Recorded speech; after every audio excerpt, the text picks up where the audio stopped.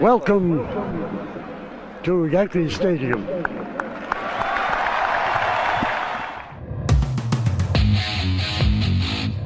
They win the final game 5-2 to remain the baseball champions of the world. The Yankees, with this 9-0 crusher, have won their 17th World Series. The Yankees again are world champions. The Yankees win their 21st World Series. The Yankees are champions of baseball. Ball game over. World Series over. Yankees win. The Yankees win. The Yankees are back on top. World champions for the 27th time.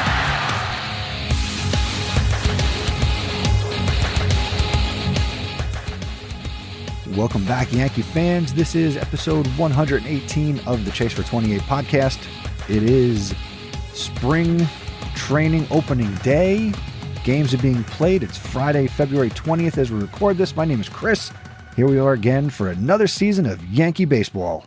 I am joined by the Podcast Padre. Merry Baseball New Year. Remember the last episode we did in November? The November podcast, yes. And we said, oh, we'll come back and we'll do another podcast as soon as something big happens. Yep. We haven't done anything since then. No. Playing a spring training game against the Orioles is the biggest thing we can talk about since the season ended. Oh, I don't even want to. I don't talk about spring training games. all I know is all the Met fans took note today because the polar bear hit a home run. Yes, he hit a two-run homer. Yep, and that was it. That's all she wrote. Yeah, that's it. So we're back. This will be season 6 of the podcast. Season 6. Season 6. But we're going to have fun this year. Wait a second. Hold on. You holding it? Go ahead. I haven't been having fun? Well, I think you're having fun, but I just noticed you have a tiny torpedo bat? I have a tiny torpedo bat. Yes, it's a torpedo. Isn't it? It's a tiny torpedo bat. Tiny torpedo bat. Before its time. You would probably get more hits with that than other people. Yes. It's just last year we heard about the torpedo bat the first few weeks, and then we never heard another damn word about it. No. And I think the Yankees hit all their home runs against the Brewers in game 1. Was it like 9 home runs, 20 runs? Yeah, remember the first 3 batters hit home runs? Yep. Back to back to back. Yep. That was that.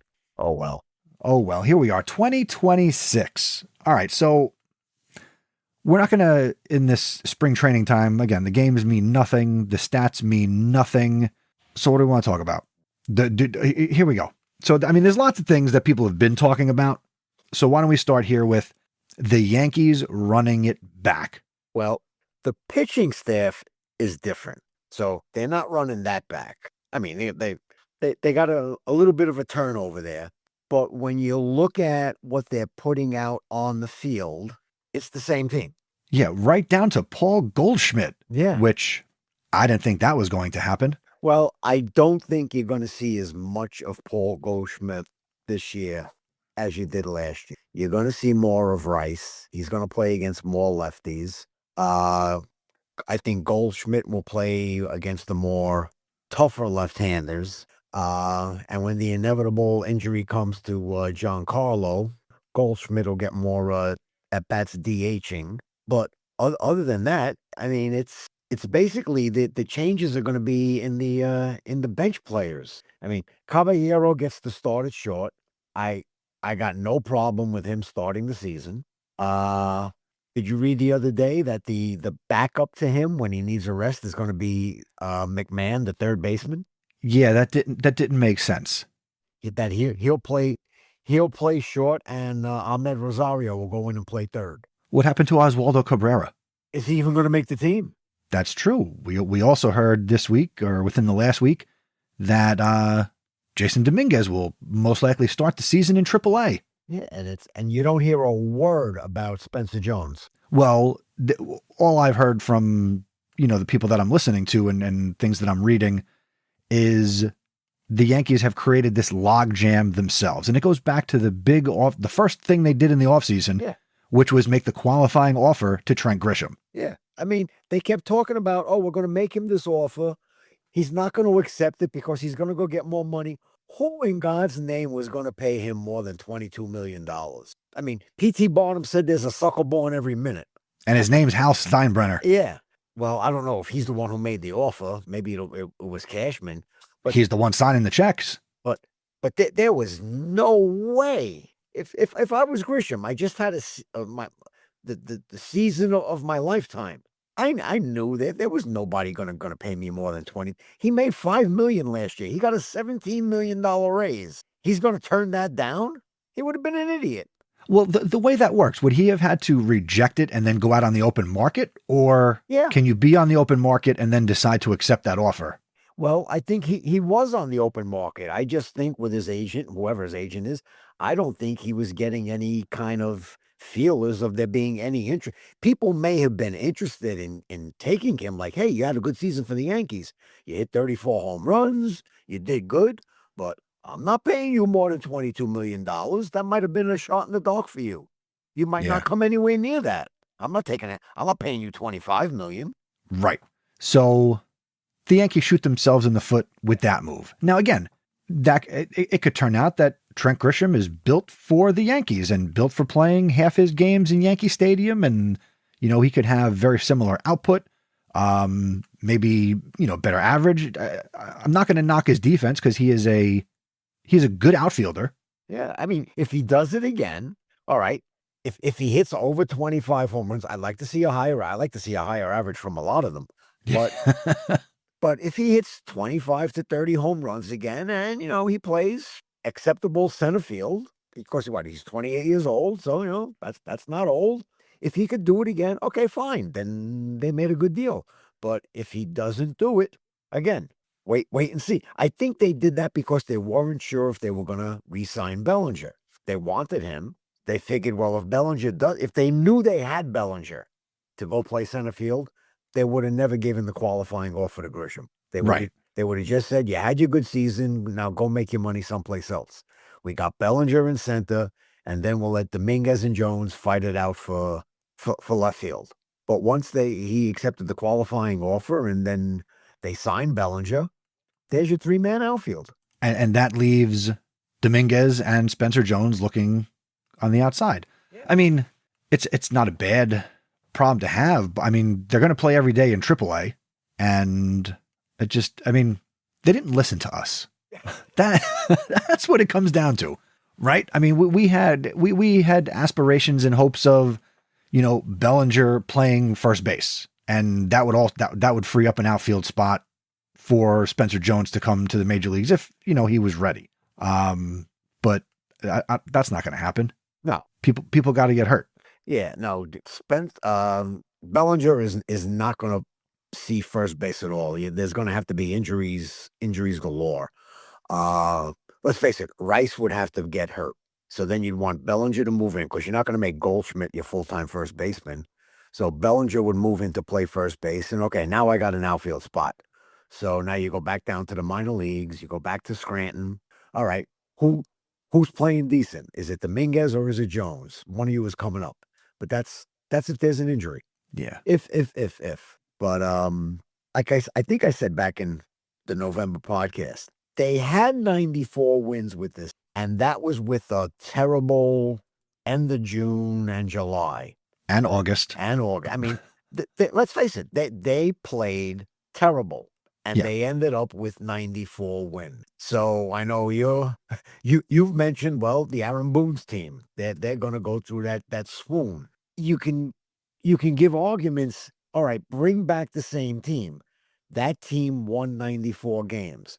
I think the year before they won 94 games, and they won in 2024. They had the same exact record, but they won the division. Yeah. And in 2025, same record, they tied because Toronto played out of their minds. Yeah. So, I mean, they had it, and with that same team, you say, okay, give us the same number of wins. Now, does Judge have to hit 400 for half the year again? Maybe he does, maybe he doesn't. It's the rest. You think of what they did with, let's face it, Wells, Volpe, and McMahon. They did diddly squat. The three of them together had averages like 210, 212, 215. They did nothing. Yeah, Volpe last year hit 212. Wells hit 219. And who's the other guy? McMahon. He's not even on this list as I can. Ryan McMahon hit 208. Yeah, that's ridiculous. That's appalling. You can't do that again. So figure they won 94 wins with that crap from those three guys. Imagine if they, and this is ridiculous in this day and age. Imagine if they batted 235. Oh, that's like an extra hit a week for some of these guys. Yeah. I mean, so you got guys on base, you're putting the ball in play. It's the same old thing. They got to cut down on the strikeouts. They got to put the ball in play. They can't have somebody like Volpe having 100, being like right there with Judge with 160, 170 strikeouts. He cannot be that kind of player. Yeah. Last year, Judge struck out 160 times and Volpe struck out 150. Yeah, no, he can't do that. And hit over 100 points less than Judge. Yeah, now I don't know if you can go back just for the hell of it. People will say, oh, maybe that was his shoulder. How many times did Volpe strike out his first two seasons when he was healthy? Sure, I will pull that up. We'll go over to stats. Let's see. In 2023, he played in 159 games and he struck out 167 times. That's his rookie year. In 2024, he played in 160 games and he struck out 156 times. And last year he played in 153 games and struck out 150 times. So the shoulder has nothing to do with him striking out. No, he strikes out. He strikes out because he's swinging from his freaking heels. He's not that kind of player. Well, no, the kind of player he is. And again, I don't want to go through the whole season bitching and moaning about Anthony Volpe, but I'm willing to do that now. Yes. Yeah. Swinging from the heels. Again, we mentioned jokingly at the beginning, the torpedo bat was supposed to be specifically and specially designed for each and every player that's using that bat to move the fat of the bat where you hit the ball. Oh, you got to hit the ball. They need to put the fat of his bat in the catcher's glove, apparently. Yep. Just about. Yeah. So, but luckily, happily, he's not starting the season because he's injured, had the surgery, whatever was going on. So we don't have to worry about being frustrated with him until at least the middle of May. Yeah, did you see where they're talking about maybe making him do his rehab in the minor leagues, and that would cut down on his what do you call it? His major league status for when he could be a free agent. It would push it back a year. I'm opposed to that. I would like to make him a free agent as soon as possible so they can get the hell rid of him. True. Well, we'll see. We kind of get our wish. He's not starting the season. Caballero gets the start. Hopefully, he's going to bat better than 210, and he's a guy that will steal bases. Didn't he lead the league anyway last year in stolen bases? I think so. All right, so he's going to get on and steal. So we'll see. He's going to get his chance. If he's hot and Volpe becomes ready, Volpe ain't playing. I'm going with the hot hand. If Caballero's batting like 260 and he's stealing bases, I'm not taking him off the field. Right? Volpe, you're a utility man. Or guess what? You're going to Scranton, so you can play every day. Yeah. I was just looking at Caballero's stolen bases, and after the trade, he stole 15 bases with the Yankees in 40 games. Okay. He had 34 with Tampa Bay in his first 86 games that he played. Yeah, well, I don't think he got to play as much with the Yankees. No. So, I mean, if he plays good defense, again, if he can hit. Yeah. Again, they typically say, if you hit, they will find a way to keep you in the lineup. Yeah. And let's face it, like I said, how much better than 210 does he have to hit? Well, he hit 266 with the Yankees in 40 games. Yeah. So does it say what was his average with the playing more games with Toronto? He was with Tampa Bay. Tampa Bay, yeah. In 86 games with Tampa Bay, he hit 226. It's still better than 210. That's right. All right. Well, time will tell with that. He's got his chance. Yes. And they have high aspirations for McMahon. I don't know what they see that all of a sudden he's going to pick up his average. I don't know. Maybe they got a crystal ball. I don't know. Maybe it was again, I don't want to say that he's not built to play in New York, but maybe playing the, third of a season, off season, coming into camp with the Yankees, he will feel more comfortable. Maybe he felt a little pressure coming to the Yankees from the Colorado Rockies, which are still a baseball team, I hear. Yes. Well, again, that's another one. Time will tell. And Austin Wells has to wake up. Yeah. Yeah. There were times last year where he looked like such a good hitter, where he'd serve the ball into left field, and you're like, there you go. That's the way to do it. But he doesn't do it often enough. He's got to. Maybe he'll be inspired because he also had a child in the offseason. So maybe he will have new inspiration to play for his child and be good. Boy, are you reaching. I don't know. That's what I hear. And other than that, hopefully Rice continues to develop. I am very high on Ben Rice because he showed all of his numbers just improved over the course of 2025. So he's big, he's got power, and I think he's got a high ceiling. Is he going to turn into Aaron Judge? No, right? But improved defense at first base. Although, and I mean, when you talk about him being able to catch, Aaron Boone is on record as saying that he is a better catcher, right? Yeah. Which is going to play into something else I'm going to ask you about in this episode. Okay. But, I'm high on Rice. Yeah. Yeah. He was in the top part of the league for what do they call it? The hard hit balls. Yeah. And last year he hit 255 in 467 at bats. He played in 138 games. Yeah. He should, if he does exactly the same thing, I'll take it. So you want Ben Rice to run it back? If he could do the same thing, I'm expecting a little improvement from him. So he had 255. So a little improvement there. Get into the 260s, maybe, flirt with 270. You had the 26 homers. All right. Maybe we get to like that 33, 35 number, improve on the RBIs, cut down on strikeouts, put the ball in play. I think we could see at least that much from him. So and he wasn't considered an everyday player at the start of last season. This year he will be. So when you look at 467 at bats last year, being a full-time everyday player, I mean, that's going to be good for at least another 20 to 30 at bats on the season. Oh, 20 to 30. That's in a week. Yeah. I'm looking at maybe another 100 at bats. Well, I mean, Aaron Judge had 541 at bats, and let's see. Well, but that was him. He had that injury. He missed a few weeks. That's true. So last year, Bellinger led the team with 588 at bats. Judge 541, Volpe 539, Grisham 494, and then so on down the line. All right. So Rice was 6. So I'm thinking, really, it's April and into May, getting another 30, 40 at bats, and that kind of brings you up. That hopefully gets the average up to where you're talking, in the 270s. And maybe in that, maybe there's 3 or 4 more home runs, and he's like a 30 home run guy. Yeah, should be. But I want to go back to the beginning. You mentioned the pitching staff is going to be completely different. And I think it is the pitching staff. They say defense wins championships in basketball and football. The Yankees are going to need their pitching. Yes. Right? What are you expecting, hoping, praying, wishing? I don't know.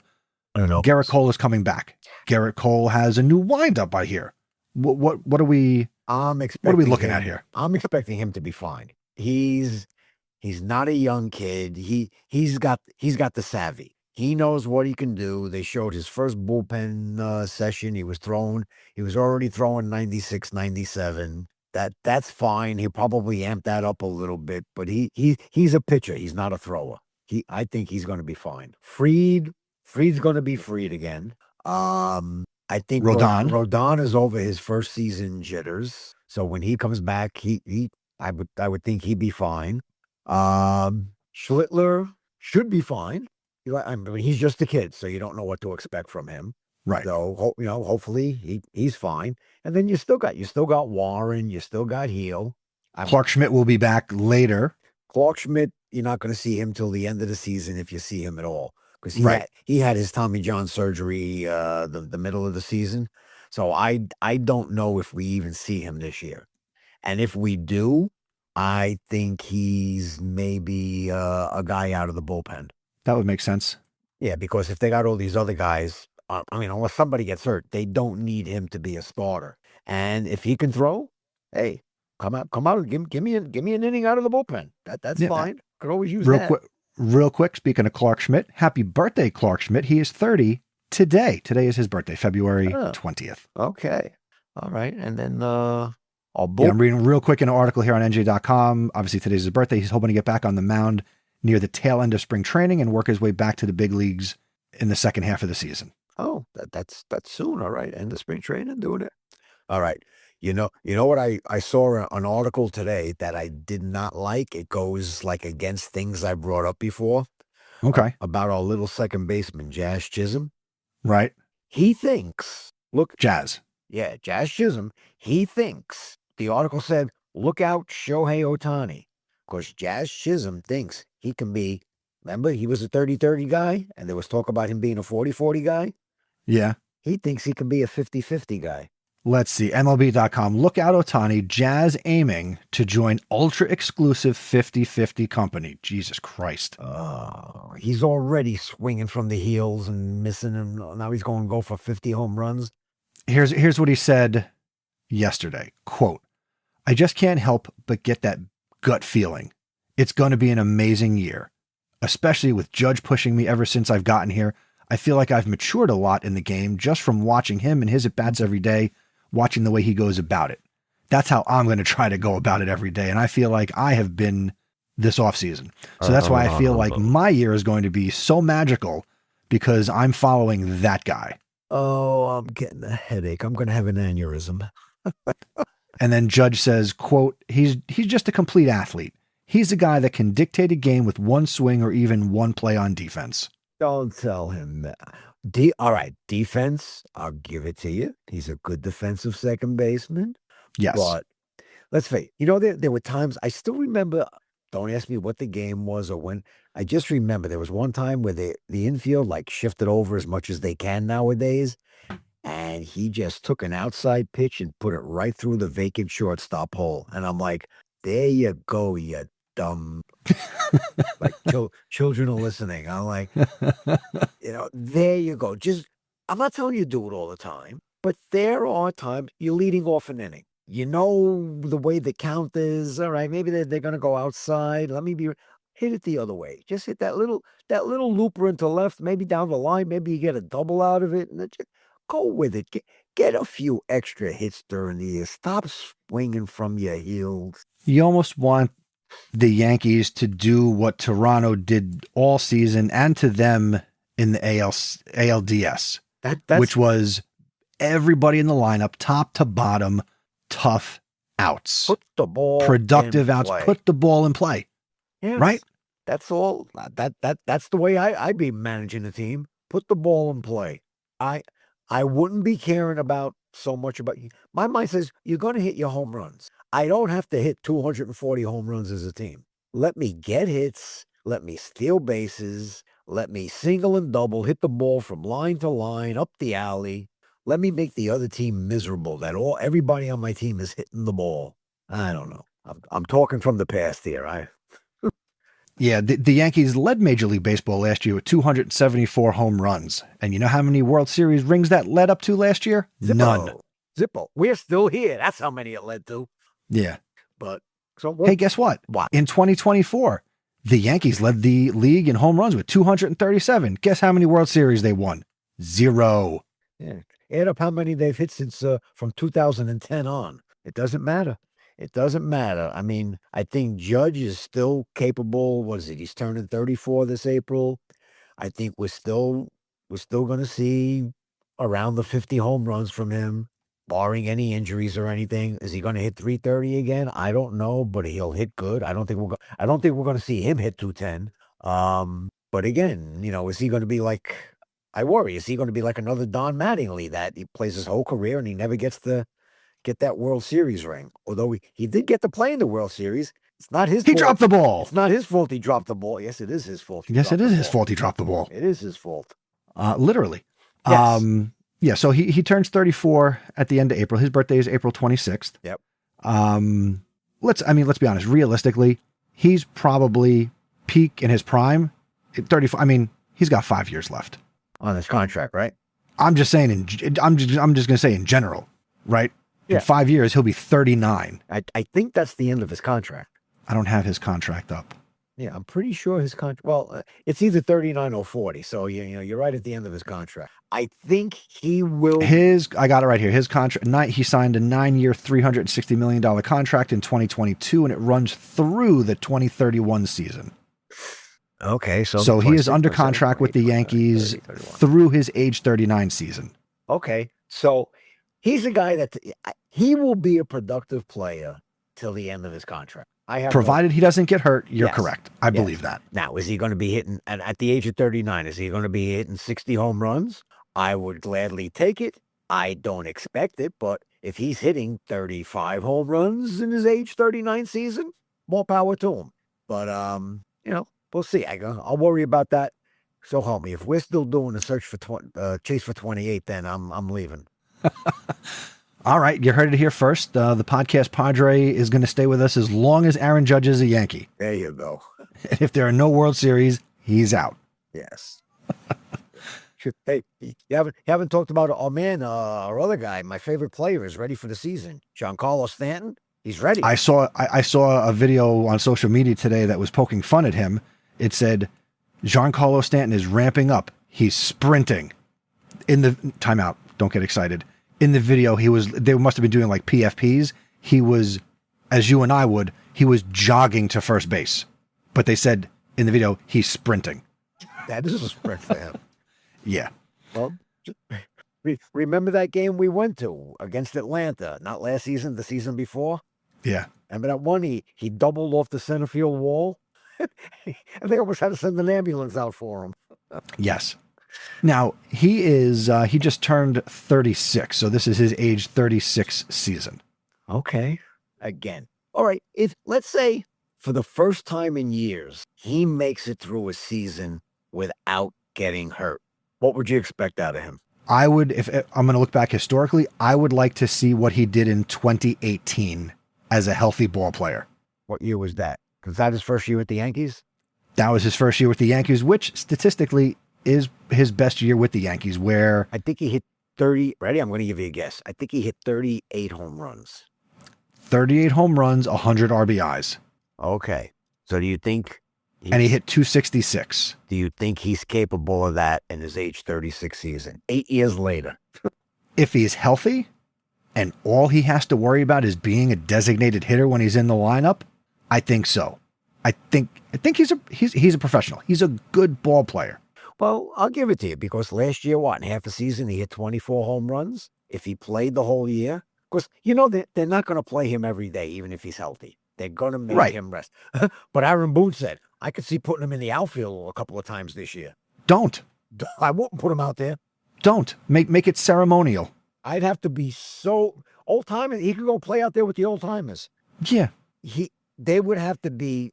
If somebody gets hurt and he's the option and you're not calling up Dominguez or Spencer Jones, who are in their early 20s to play the outfield, then we got bigger problems. Yeah. But if he's healthy, again, so last year, 77 games, he had 250 at-bats, we'll round up one, and he had 24 home runs and 66 RBIs, and he hit 273. So, all right. I mean, so let's say let's go. He's 36 years old. Down production. We're not going to do what we did when we were 28 years old. Give him another. Then give me 30 home runs and 85 RBIs. Yeah, I think he's capable of that. Yes, I think so too. Did you bring? I gave you that Funko Pop of Stanton. Has he made it to your studio yet? Where is he? Do you want me to 3D print a little pair of crutches for him? No, there he is. He's over there. Yeah, I got. All right, he's watching. He's watching me. All right, so I want to get to the big issue, big question in Yankee land. All right, you might laugh at me, but this has been bantied about on various programs, on the internet, on the radio. All right, Podcast Padre, do you want Bryce Harper? And if the answer is yes, what do you send to Philadelphia to get him? So let's start with first. Do you want him? Because if you don't, then the second question is moot. Or sorry, moo. When this first came up back in the fall, there was that rumor. Mm-hmm. Back then, I wanted him. Right. He's 33, I believe. You're checking? I'm typing it up. He is 33. When's he turn 34? October. All right, so he's 30. He'll turn 34 during the World Series. Okay. 30. I wanted him when he first signed that contract. I don't. Yeah, we did. That was the year after we got Stanton, right? Right. We couldn't. No. They could have signed Bryce Harper, but they traded for Giancarlo Stanton. That offseason after they when they got ousted by the Astros in the cheating year that they won the World Series, 2017, that was the offseason going into 2018 where Harper was a free agent, Manny Machado was a free agent, and the Yankees didn't do anything with either one. And everybody wanted Bryce Harper. Bryce Harper wanted to be a Yankee, and they never brought him in or even talked to him. They traded for Stanton. I didn't think it was the same year. I thought there was a year difference between him being a free agent and them getting Stanton. I thought there was a difference of a year. Back then, I wanted him. See, now? Oh, wait. I hold on. My mistake. I apologize. The Yankees got Stanton going into 2018. Harper was a free agent going into 2019. Once again, the Padre is right. Yeah. So we were prohibited from getting him because we had traded for Stanton. Right. Exactly. We could have waited. We could have waited. We should have waited. We knew he was going to be. Because, that brings up another thing. They keep saying, like, when they did that, I remember them saying, they went and they asked Aaron Judge, do you mind if we go get Stanton? And Judge was like, yeah, MVP National League. Get him, bring him, blah, blah, blah, blah, blah. Think of all the guys that you've heard of over the years where Aaron Judge has said, go get him. He's good. Get him, get him, get him. I don't think any of them are playing with the Yankees anymore. He wanted Rizzo. Now, the poor guy got a concussion, so that ruined his career. Yeah. He wanted DJ LeMahieu, although you put the curse on DJ LeMahieu. I jinxed LeMahieu. But like all these people that Judge says, go out and get. Does Judge ever tell them, no, I don't want that guy? Well, they wouldn't tell us that. He sucks. I don't want him. Yeah. Well, so maybe I missed you saying it. Do you want Bryce Harper now? No. I don't want him. Do you want him? All right. Here's the way I would take him, okay? Hey, let me. Okay, go ahead. All right. You ready? If I got him, he's my first baseman. Yes. Ben Rice now becomes my catcher. Yes. To get him in my trade, I'm sending the Phillies Austin Wells. I can't have Wells and Rice, and I'd rather have Rice. So Wells is part of the package to go to the Phillies. Okay. Who else am I giving them? They want a lot. I'll give them Heel. Okay. I might have to throw in Warren, and I might have to throw one more minor leaguer in. Guess what? Spencer Jones. I'm not opposed, but I think you also have to include somebody else. A fifth guy. And I know who I... Minor leaguer. I know who I... No. We've got to send them this major leaguer. You can't send them Grisham until after June something. I wasn't even going to say Grisham. Oh, is it an infielder? It is not an infielder. Oh, who are you sending them? They need to take Stanton. Oh, hey, he'd like to hit now, there. He could hit in Philly. He has a no trade, but here's why it's not a road bump. His salary is no longer an obstacle. Based on how much is left on his contract, value-wise in years, the Marlins are eating a lot of it. It's $10 million a year, isn't it? Yeah. And if the Yankees also had to take a bite out of his salary, then it's nothing. I don't think it's impossible. Because he's what, 25, 27 million a year? So if the Marlins are already paying 10 and we throw in 10, they got to pay him. Isn't his contract only this year and next year? I'm pulling it up right now. Hold on. Yeah, I think it's 26 and 27. That's it. He is signed for this year. His salary is $19 million. Oh, it went down. Okay. And next year, 2027, it is $15. And in his final year of his contract, 2028, is also $15 million. Oh, so it really goes down. It really goes down. It's not, again, the last 3 years, his salary was 32. Oh. So he's in the last 3 years of his contract. Oh, so there's only after he needs to be a part of this deal. All right. So you want to send my four guys and Stanton? Yes. All right. Call the Phillies. Have you heard he is on the trading block? The way I'm interpreting what I am hearing from my sources, my sources is based on how ownership in Philadelphia has talked about Bryce Harper. They're not, there's Okay, BT on his YouTube show, Unleashed, basically said the relationship between Bryce Harper and the Phillies has a crack in the foundation. The Yankees need to show up with a sledgehammer and bust the foundation and make a deal and bring them in. Make the call, make them an offer they can't refuse, and make it happen. All right. So I wouldn't be opposed to bringing Bryce Harper to the Yankees for the rest of his contract. Yeah, because I think his contract goes till he's 39. Yes. And you're getting a guy who can play the field. I think Rice would be an upgraded catcher. Certainly, Bryce Harper would be an upgraded first base. You could still have Goldschmidt backing him up. Yeah. And I think the Yankees have enough depth. Now, do they have a great farm system? No. But do they have enough depth?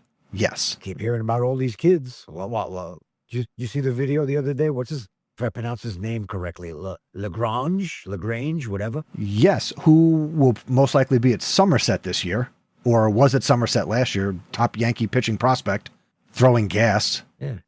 Judge took him deep, and then he struck Judge out, what did they say, 102-mile-an-hour fastball? Yes, but, I mean, I'm not impressed by 102-mile-an-hour fastball if you can't pitch. Yes. Got to have some control. Yeah. So I think the depth is there. Well, we'll see. You know. We'll see. Got to tell Cashman, you listening? Call the Phillies. And maybe something can get done because you figure as we go into, and I'll ask you this too. You excited about the World Baseball Classic at all? Not at all. Not at all. Okay. I believe Bryce Harper is on Team USA, so he and Judge will spend some time together. Yeah. So maybe something happens during the spring. Maybe. Maybe. Well, let's face it. Since November, we've been waiting for that surprise trade. Something. And I guess if it happens before opening day, it's considered the off season. Yes. Time will tell. Time will tell. All right. Well, this was fun. It was good to get back in the saddle. And real quick before we say goodbye, and we'll certainly do a few episodes here during the springtime. I want to thank SeatGeek for supporting the Chase for 28 podcast. If you're heading down to spring training, you can certainly use the SeatGeek app to buy tickets. And if you use our promo code Chase for 28, you get $20 off your first purchase on SeatGeek.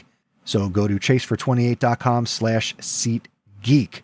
And thank you to them for powering the Chase for 28 podcast. If you are enjoying the show, make sure you consider where you're listening, leaving a rating and a review. You could leave a comment if you're a listener on Spotify. If you're on Apple Podcasts, leave a rating, leave a review. And of course, we want to get your emails. We want to get you to be a part of the show. We started to get some voicemails last year. Give a little shout out to our young listener, Kellen. Maybe we'll get some voicemails again this season. But if you're listening and you've never reached out to us, we want to hear from you. So it's feedback@chasefor28.com. And you can go to chasefor28.com/voicemail. You can leave a voicemail. And of course, we're on social media, X, Instagram, @chasefor28pod. And we want to connect with you, hear your Yankee theories, Yankee thoughts, bitch and moan, whatever you want to do. We're here for you. And we're going to be here all season. AJ is excited to maybe make some regular appearances on the show. He failed today. That's all right. He's with the kids. Well, something I'll tease here is he wants to maybe do some live streams where he and I will come on and live stream during a game, and we'll talk while the game is happening, and I'll come up with some graphics to put on the screen, and we'll talk while a game is happening. So we'll see if that goes down, and we'll have some fun. So we want to generate some additional content here on the Chase for 28. All right. So we'll see. We'll see. I mean, I know what the name is going to be when we can change it, but we're not there yet. But hopefully in 7 months, we will be. That's right.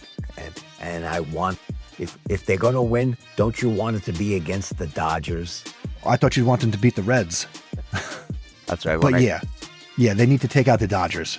That's right. Be nice if a little small market team like the Yankees could beat the big, bad, evil Dodgers. Yeah. I guess eventually we'll have to start talking about the collective bargaining agreement. We'll save that for the November podcast. Yeah, and we won't talk about Tony Clark at all. Former Yankee Tony Clark?